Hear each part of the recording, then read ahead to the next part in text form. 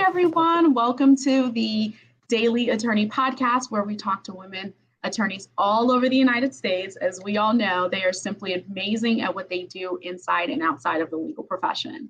So our guest today is the managing partner of Stokes Law Group, PLLC, founded in 2014 by Ms. Shaunette Stokes. Ms. Stokes is a practicing attorney licensed in the state of Florida. Her firm specializes in the legal and business aspects of estate planning and wealth management.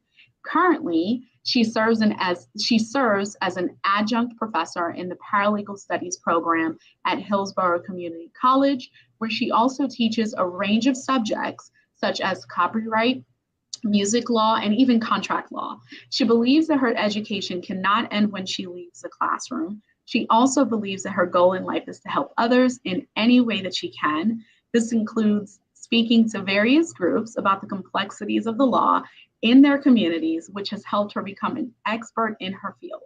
Ms. Stokes is not just an attorney, she is an experienced entrepreneur and trailblazer who is moving and running a law firm at the same time. And we all know that is not fun.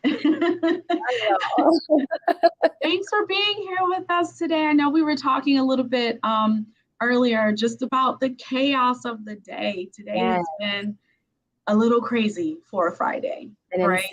I keep forgetting that today is Friday. Like, why? Why is it? I know. We were talking about the fact that, like, we're forgetting to eat because we're so busy and we're just, running around and just doing 9 million different things. So how are you navigating? And I'm going to get into all the awesome things that you get to do, but how are you navigating, taking care of yourself, moving, and your law firm, all at the same time? Well, I have an amazing staff that is assisting me throughout this process. So they are aware that I am in the process of moving because my clients obviously don't know that I'm moving and they need to, my staff needs to manage the practice while I'm away. So I am able to actually move and pack things. I'm trying to do like maybe 1 or 2 boxes a day and then get to work because it really frustrates me when I'm just like not doing anything with respect to the move. So I have to at least do 1 or 2 boxes and then I can get to my actual work. Yeah, it is tough. And you mentioned, you have to do something. I think, all of us attorneys, we have the same type A personality. I don't know about you, but for me, I can't sit still. And when I sit still and I'm not doing anything or I'm doing something I want to do, I feel bad. Absolutely. Yeah. Absolutely. And I can't just sit here and sit idle. I know that I want to hire movers and packers, but I need to do it myself. I can't. It's gonna bother me. It is. And, sometimes movers and packers, they don't handle your things right the way you would want them to. Right. So you end up, I think, with a bigger headache than, had you done it yourself, just like incrementally. Yeah. I know for me moving, I always get to a point where I'm like, I have a lot more stuff than I thought I did. Yeah, I'm gonna throw half of this stuff away because it's ridiculous. I didn't realize how much stuff I had. Yeah, you do. You get into that. So let's talk about, your background. And I think it's very interesting that, you mentioned the legal and business aspects of estate planning. Like what is that? Can you kind of explain that to me? I think that that's a very interesting, way to practice estate planning law. Of course. So a lot of my clients are business owners. So a lot of it overlaps into estate planning. So they want to make sure that there is a succession plan in place with their business. So they want to be able to pass the baton, so to speak, from one person to the next. So we have those conversations and, I advise the client, hey, you want to make sure that you have someone that actually wants to manage your business while you're away. Otherwise, the company will eventually dissolve after you've gone and passed away because there's no one in place that you have that is going to take over your business and handle it like you will. So we have those conversations and we form the business as we would any other business. But then we have those conversations about retirement. And even if they're young, entrepreneur, we still have those conversations because you want to make sure that they put things in place and start having conversations with their family about the legacy that they're going to leave with their business. Yeah, I think that's very important. As young business owners, we don't really think about retirement. And, one of the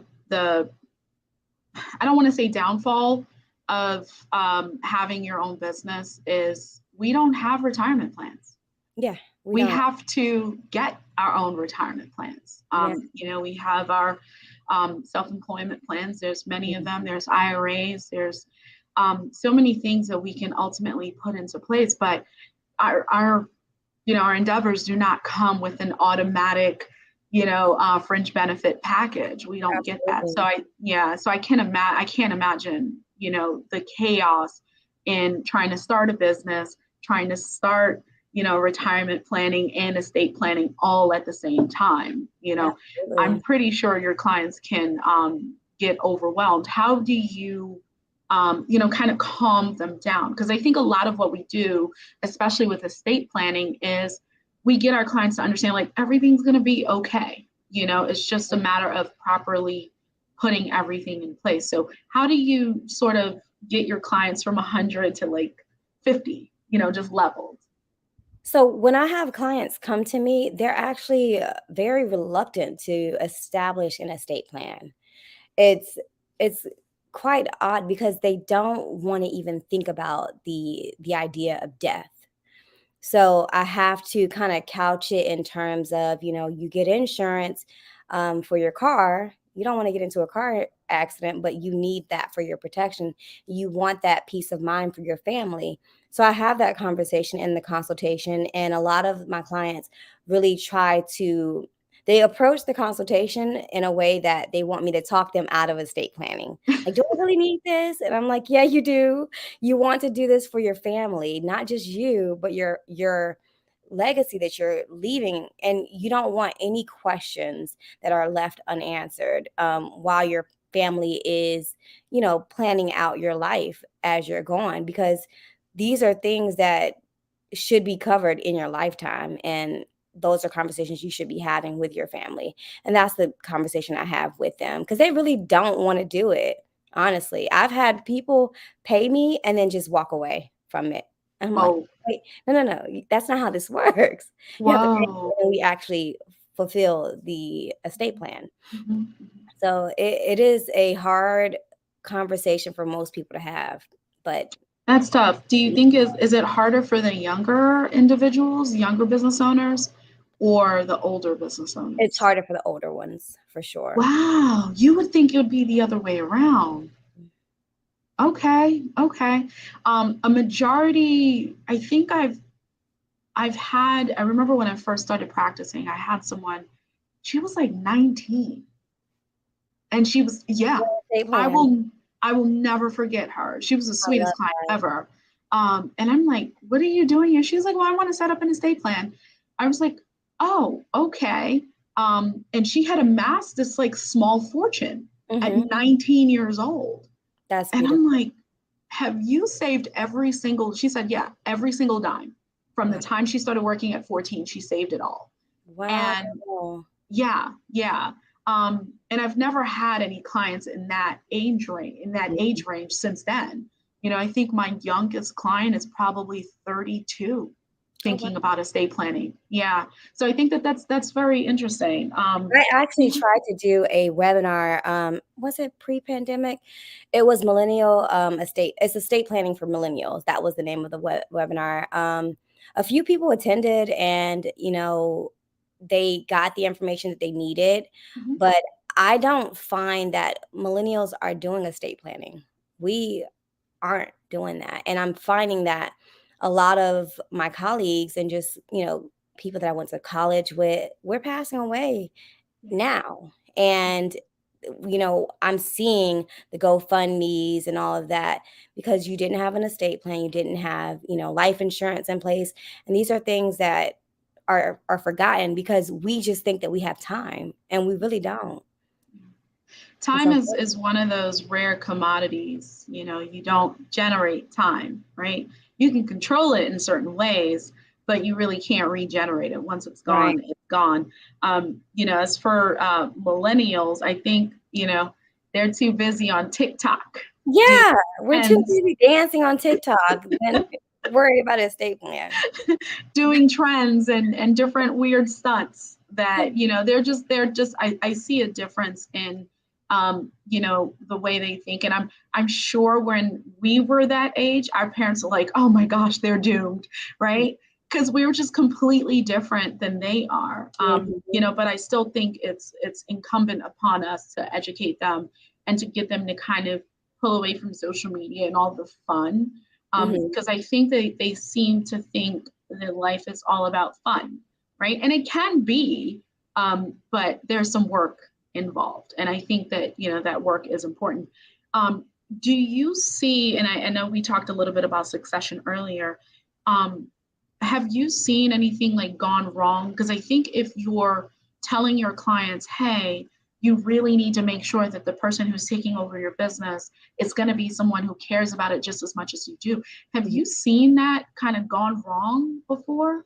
Thankfully, I have not. Okay, good. I typically see things go wrong if someone wants for me to cure the issue, but I haven't personally seen that in my practice. No, Okay. no succession plans that I've created have gone awry, so to speak. That's good. Yay. What about a common theme? Like, do you see a common theme as far as individuals who want to create succession plans? Like, do you see a common theme among them?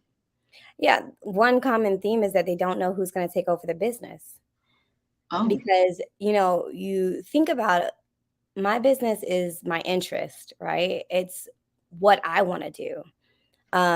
It's not necessarily going to be what the next person wants to do or your son or your daughter wants to do. So, and even with my profession as attorneys, I don't have, a close family member as an attorney. So these are also things that you have to keep in mind. So if your business is one that requires a license, then you need to align yourself with someone that it has the same interests and of course can carry on the business from you. so you're saying it's important that ultimately that person has some knowledge of what you do and they're in that same field, which actually makes sense because, if something were to happen to us, we don't want a non-attorney taking over our law firms, right? That's like Absolutely. malpractice out the Yeah. gate. Yeah, So absolutely. I see I definitely see, what you're saying. Now Mhm. let's kind of switch subjects a little bit. One of my goals and one of my dreams, and I'm going to make this a reality, is to be an adjunct professor. I've Oh, okay. always said I wanted to be a professor. How did you, kind of get into that? So I connected with the president of HCC at the time, Hillsborough Community College, and he advised me to send a few of my resumes to different departments, and I sent them to two departments. I interviewed for, I believe, the criminal. It's like some criminal Okay. division. I don't do any criminal law, so that was not a good fit. But the paralegal studies specifically, so it's criminology and then paralegal studies, and dealing with potential paralegals was a better fit for me. And I connected with the director of HCC, and we had a pretty good interview. And he's kept me on ever since. I've been working there since 2014. It's been a Wow. very long time. I What do can you what would you say your biggest reward is from being an adjunct professor? to actually introduce the law to these young minds because this is new to them, and I quite enjoy giving them practical exercises as opposed to theory because when we went to law school everything was theoretical and we really didn't get to touch anything.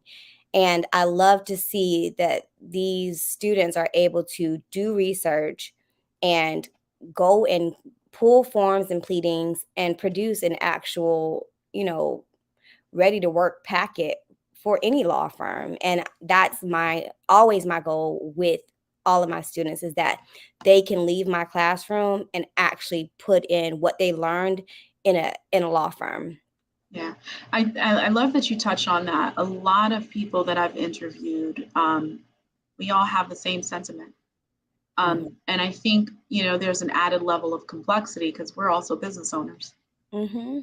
And you and I am sure had to learn the hard way that being an attorney and owning a law firm are two different things. Oh, very different. They are two different things. Yeah. And that was not, it just wasn't taught to us. And, for me, I don't know what and please walk us through, your route to becoming an attorney. But for me, I always knew that I wanted to work, for myself. But in my mind, I thought it was get a few clients, put your head down, do the work, and, get the client what they want, and everybody's happy.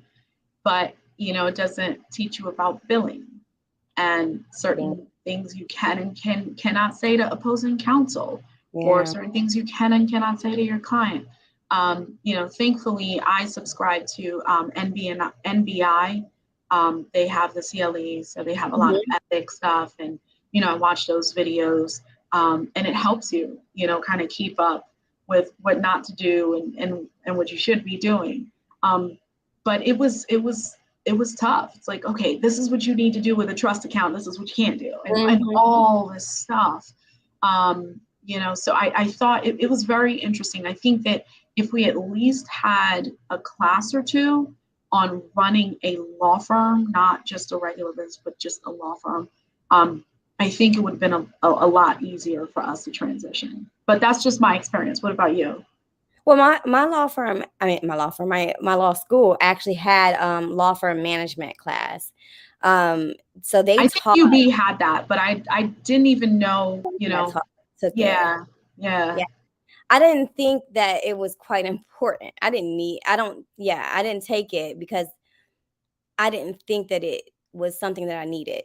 I didn't see the value in it at that time. But what I did see the value in was these practical courses, where the clinicals. So when we actually had clients, I loved that, just being able to sit down and have those discussions, because I was in the business law clinic, and to see these clients come in with their packaging, all of their products, like you went from an idea to an actual tangible product. I think that's amazing.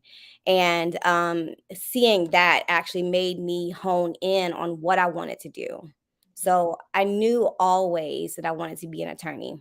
I just didn't know specifically what type of attorney. And in law school, I learned that I wanted to deal with business owners specifically, because I just love their drive. I'm a driven person, and I just like to align myself with driven people.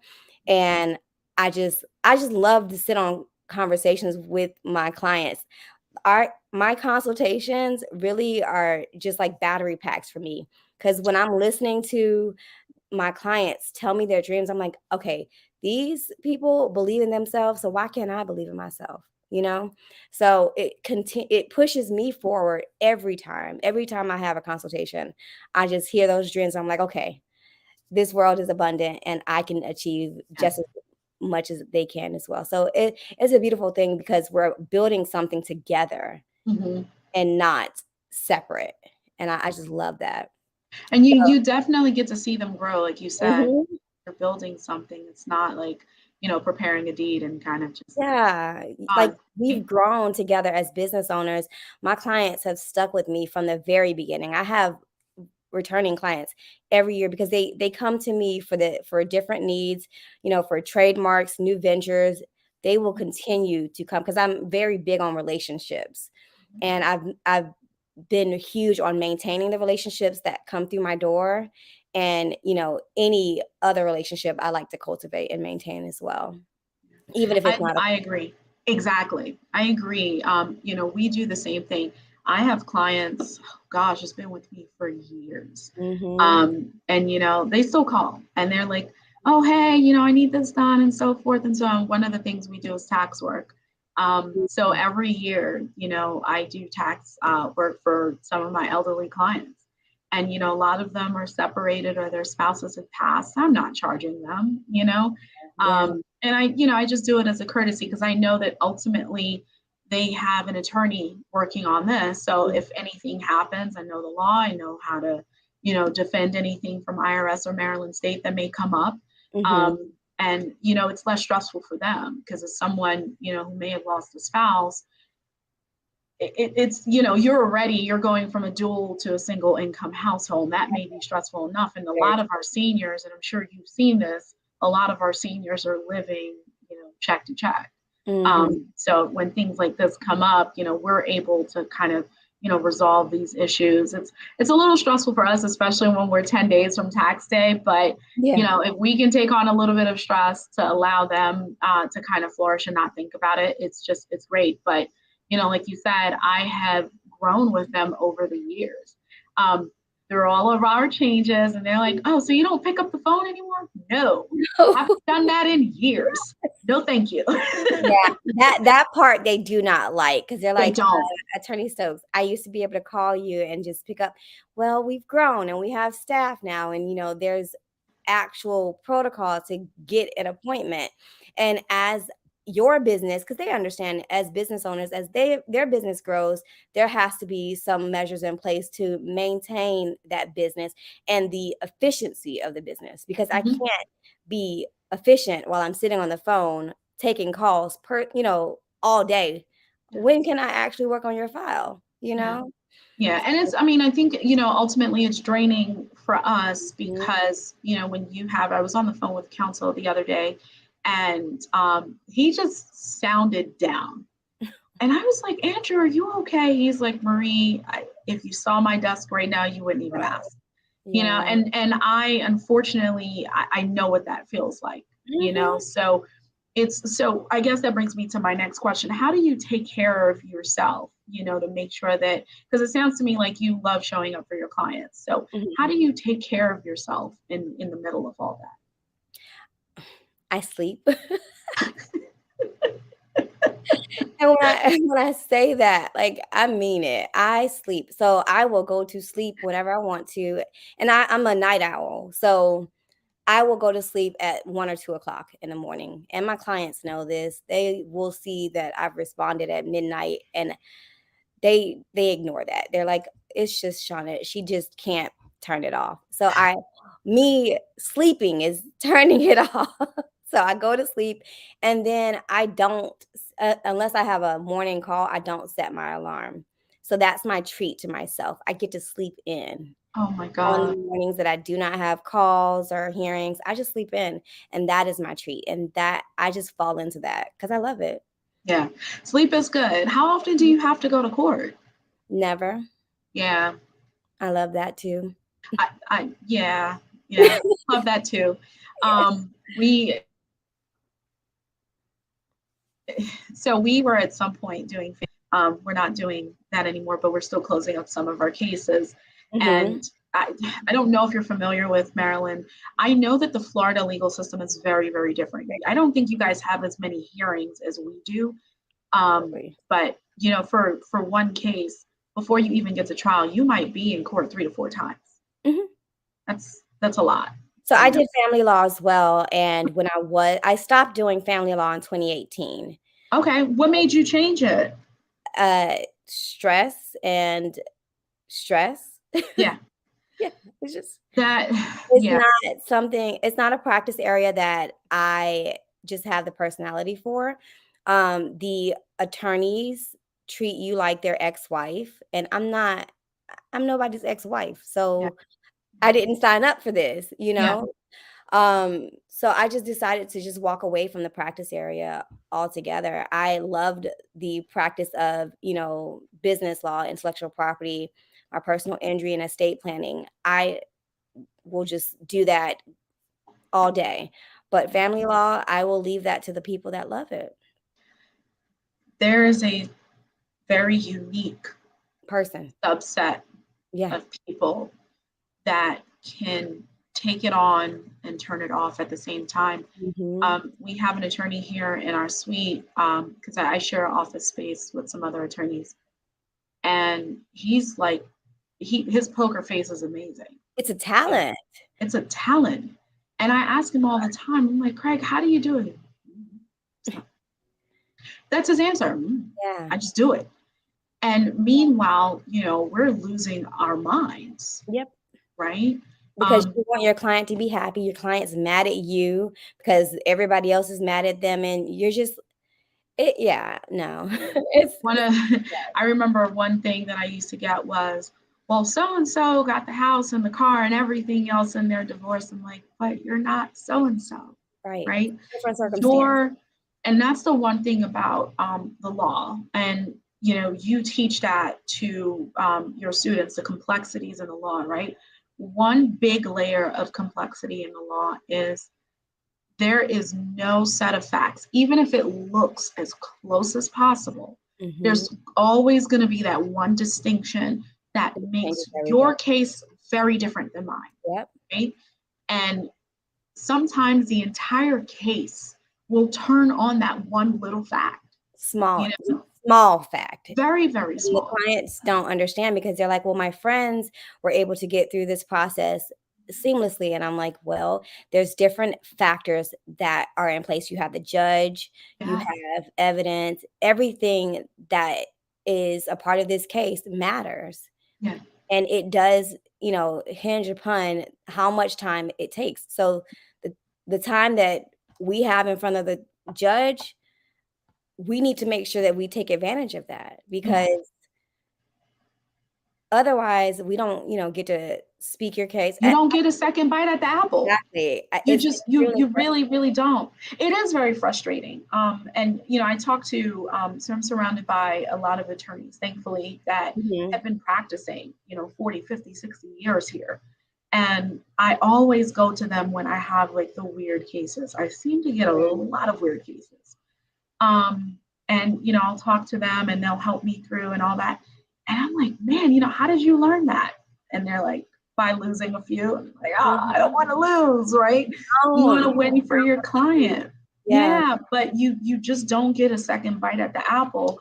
And I am all about, let's talk it out. Let's work it through. Me too.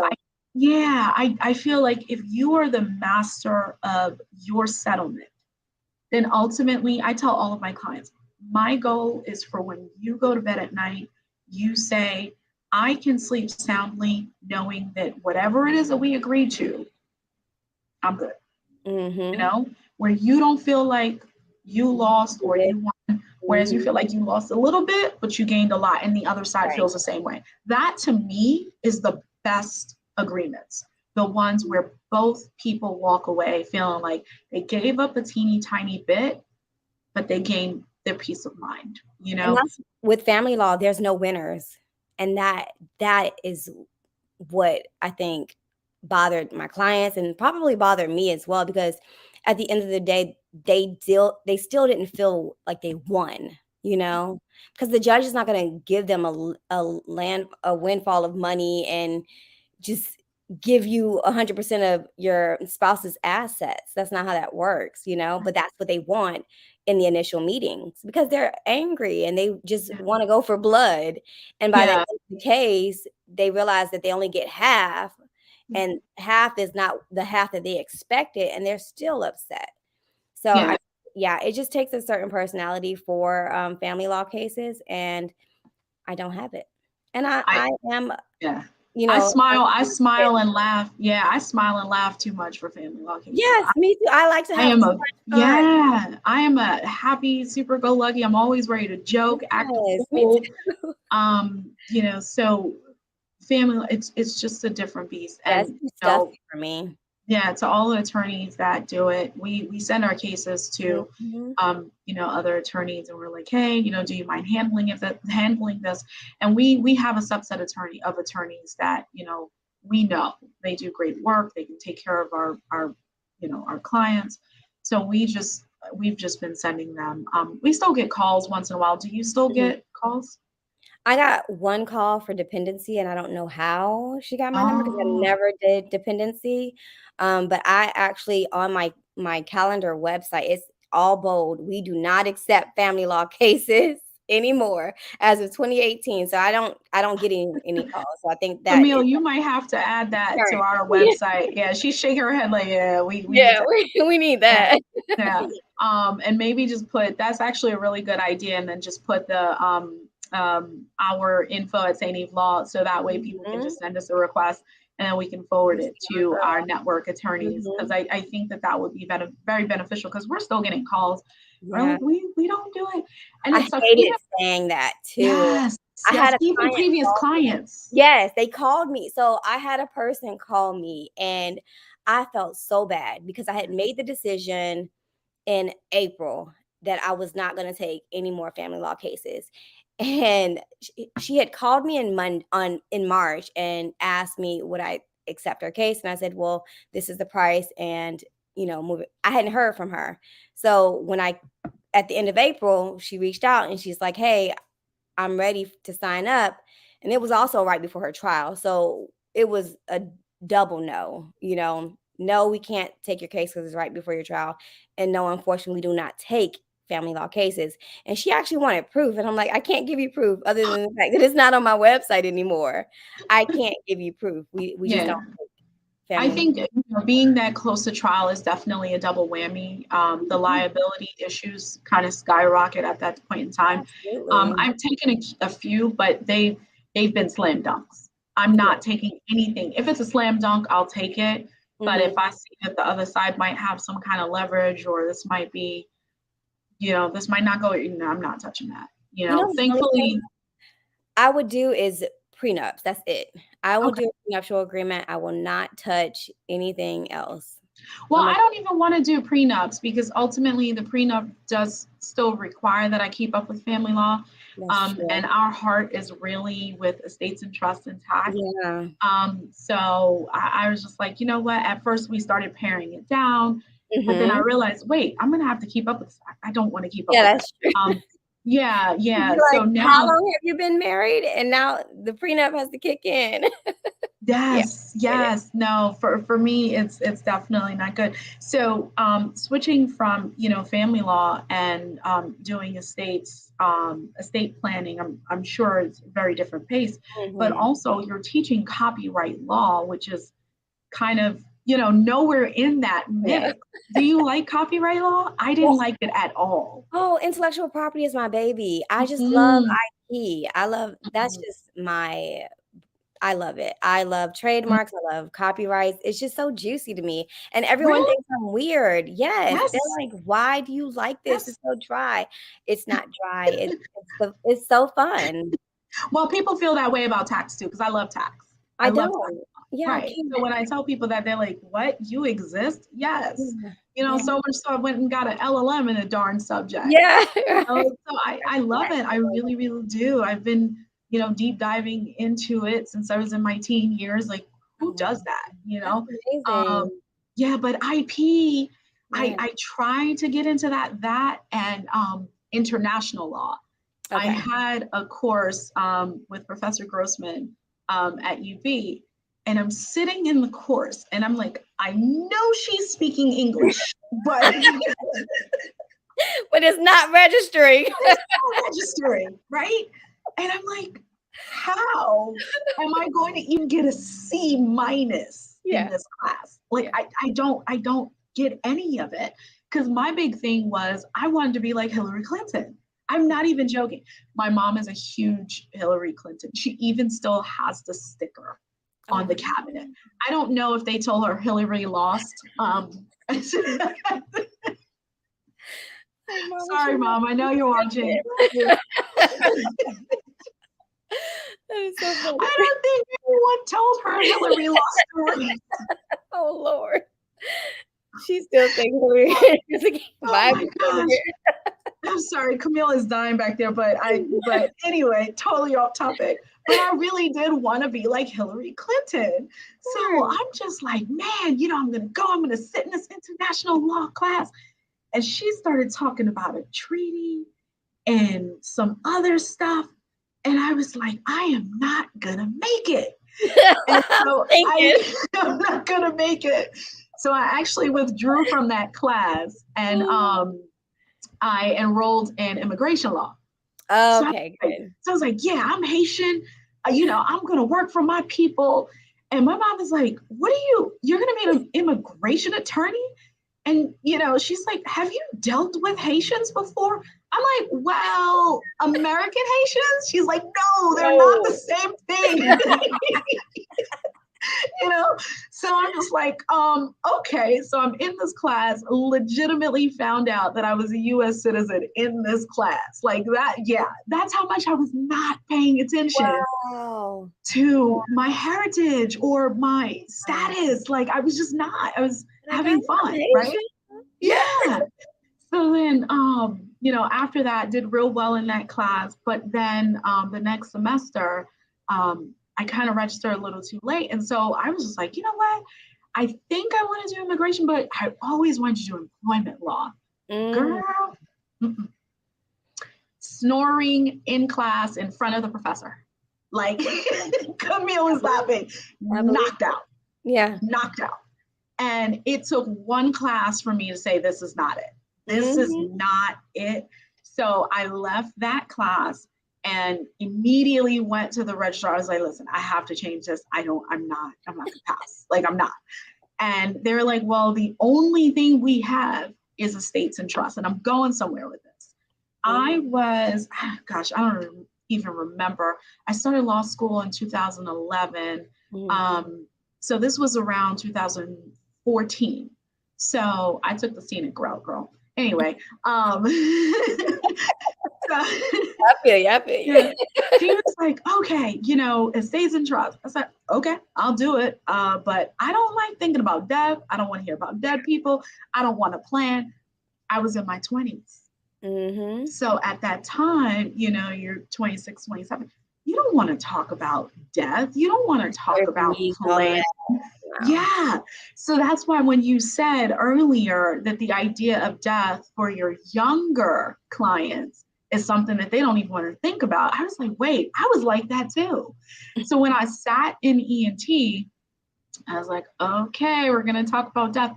It was completely different to what I could have expected, right?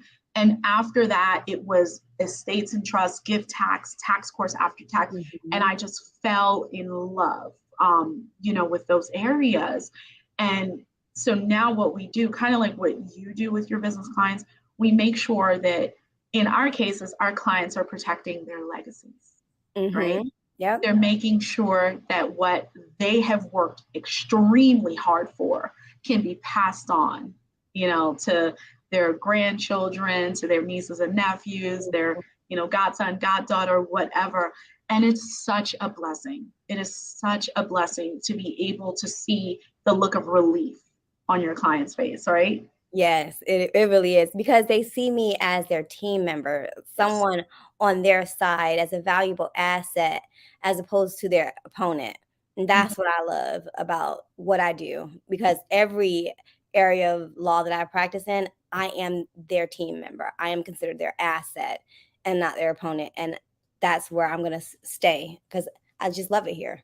Yeah, it's a nice place to be. It's, the non-adversarial, and it allows you more brain energy and space to pursue, music, copyright, being a professor, helping other people, in your case, wealth management, right? Things that will have a profound impact. Yeah. Me arguing with opposing counsel over, a chair or a house, to me, it just does not have the same impact that it does when my client walks away with, our folder with the logo that says estate plan and stuff like that. And they're like, Marie, thank you so much. Yeah. It just doesn't, like the younger generation says, it hits different. It does. It hits different. It hits different. So, it really does. I really, really do love it. And I do want to, before we go, I'm totally monopolizing your time. Okay. And thank you, by the way, because earlier, we both haven't eaten, so we're both Yeah. famished right now. So my energy was a little low. My food is probably outside the door waiting for me, but I'll gobble it up when I'm done. But I did want to ask you about the, wealth management. Mhm. What are some themes and some issues that you tend to see like pop up with the younger generation versus the older generation? So it's not more so management, it's about getting money in their pocket. So finding different aspects in their business or their life to make wealth, to create wealth. So we're trying to find ways to license your products, just expand your business into other areas that they didn't even think of. So just getting their brands into the eyes of other people, which builds wealth. I love that. I love that because we don't really think about that. Even with our firms, we don't think about that. Mhm. We don't. We You just know, want to sit and work and that's like, it. how can we take it to the next level? We never think that That's ever. it. Yeah. Which is why, we have coaches and different Mhm. people that can, kind of like put our feet to the fire. But I think you're in a very unique position, like you said, because you're with creators. Yeah, and I put their feet to the fire all the time, and they Yeah. can't stand it. They're like, "Do I have to protect this?" Yes, you do. You do. Because I had a client that sent me her shirts, and she's probably watching this now, and she's like, "This is gonna be amazing." I said, "It sure is. You better protect it." She's like, "Really?" Oh, Yes. And this client and a lot of my clients are creatives. We have people that just sits and watch them. I have a specific client that as soon as she got her trademark, she said she is so funny. She sent Etsy her trademark certificate and baby, they shut down half of the Etsy shop whoa. using her brand. And these poor people were going into Facebook groups talking about her. And but that's But the that's hers. business. Yes, it's your brand, you protect it. And I'm teaching people through that, this is how you police your intellectual property. And Yeah. best believe that nobody's using her works. I love that. Protecting your brand is amazing. That is not something I understood Mhm. until I started, participating in different coaching events. And, we have some Facebook groups that talk about that. And there's some amazing women that do like, the kind of work that you do. In my mind, again, it's just, it's a business. It's not, Mhm. no, it's your business. I'm reading a book right now. I actually have it. It's called, well, I actually finished it. It's called Rise of the Youpreneur. Oh, nice. I need to get that. Listen, I I read it. I was like, I didn't take notes. Really? I said I need to read it again. Oh, wow. See, And then I'm gonna read it again yeah. because the roadmap that is in that book, it's about the brand, right? Mm. It's to build that brand ecosystem Mhm. that we just do not think about. Yeah. So your clients are super lucky, Oh, to have you on their side and just doing the things that you do. thank What you. is your impact that you would like to have on your clients and your community? I just hope that I can push people to the next level in life, give them that extra push that they need to be greater. Because I always challenge my clients, and I hope that that is something that resonates within them, and that they actually use and utilize that in their business and their life as well. Yeah.